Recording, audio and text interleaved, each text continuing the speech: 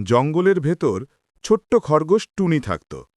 টুনি ছিল খুব দৌড়বিদ, কিন্তু মাঝে মাঝে সে অতিরিক্ত আত্মবিশ্বাসী হয়ে যেত।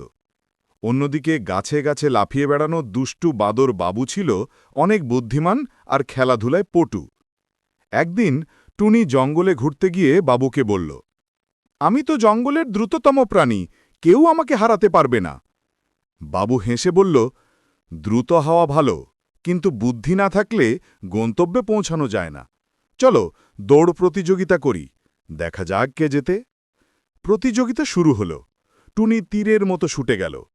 বাবু একটু ধীর গতিতে শুরু করল, কিন্তু পথে পথেই সে শর্টকাট বানাতে লাগল। টুনি ভেবেছিল সে অনেক এগিয়ে, তাই মাঝপথে একটা গাছতলায় বসে ঘুমিয়ে পড়ল।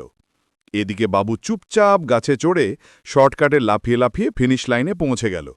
যখন টুনি ঘুম ভেঙে দৌড়ে ফিনিশ লাইনে এলো, তখন দেখে বাবু ইতিমধ্যে জয়ী হয়ে নাচছে।